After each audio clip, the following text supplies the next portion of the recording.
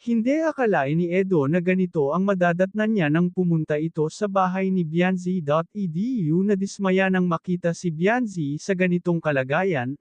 Bago ko ipagpatuloy ang aking reaction video, pakiusap patapusin ang video para malaman ang nilalaman nito, at kung bago ka pa lang sa aking munting channel, paki-subscribe para lagi kang updated sa video ng mga kalingap. Isang mapagpalang araw sa inyong lahat mga kalingap. Isang mabigat at emosyonal na tagpo ang naganap nang magdesisyon si Edo na puntahan si Bianzi sa bahay nito upang ayusin na sana ang lahat ng gusot at tampuhan na matagal nang pinag-uusapan sa social media. Marami na kasi ang nasasaktan at nadadamay matapos ang kontrobersyal na pagreklamo umano ni Bianzi kay Kuya Val sa Tulfo in action, dahilan para lalong uminit ang galit ng ilang supporters. Pagdating ni Edo sa bahay, hindi niya inaasahan ang kalagayan na kanyang makikita. Tahimik ang paligid at halatang mabigat ang nararamdaman ni Bianzi. Ayon kay Edo, kitang-kita umano sa mukha nito ang sobrang pagod sa kakaisip at kaiyak. Hindi na raw maitago ni Bianzi ang sakit na kanyang dinadala dahil halos araw-araw na umano itong binabatikos at pinapuna ng mga netizens. Habang nag-uusap silang dalawa, napansin ni Edo na ilang beses napaiyak si Bianzi habang ipinapaliwanag ang kanyang side. Aminado raw itong nasasaktan siya sa mga masasakit na salitang natatanggap online. Hindi raw niya inakala na lalaki ng ganoon ang isyu at marami ang magagalit sa kanya matapos ang pangyayari kay Kuya Val. Dahil dito, lalo raw naguluhan si Edo. Sa isang banda, naaawa siya kay Bianzi dahil nakikita niyang totoong nasasaktan ito at hirap na hirap sa sitwasyon.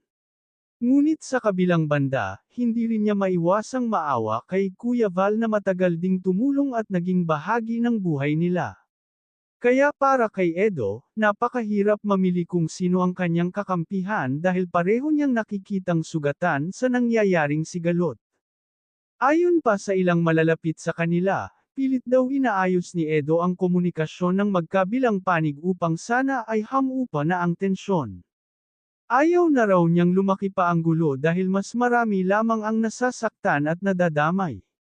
Marami rin sa mga supporters ang umaasa na sana ay magkaroon ng maayos na pag-uusap at tuluyan nang matapos ang hidwaan. Samantala, hati naman ang opinyon ng mga netizens. May mga nagsasabing dapat bigyan ng pagkakataon si Bianzi na maipaliwanag ang kanyang panig, habang ang iba naman ay nananatiling kampi kay Kuya Val. Ngunit sa kabila ng lahat, marami rin ang nagsasabing mas mabuti pa rin kung mananaig ang pagpapatawad at pag-uunawaan. Sa ngayon, nananatiling palaisipan sa marami kung magkakaayos pa nga ba sina Edo, Bianzi, at Kuya Val. Ngunit isang bagay ang malinaw, labis nang naapektuhan ang kanilang samahan dahil sa sunod-sunod na kontrobersya. At habang patuloy ang usap-usapan online, marami ang umaasang darating din ang araw na magkakaroon sila ng kapayapaan at muling mabubuo ang nasirang tiwala sa isa't isa. Hanggang dito na lang ang update ko mga kalingap, maraming salamat at God bless sa inyong lahat.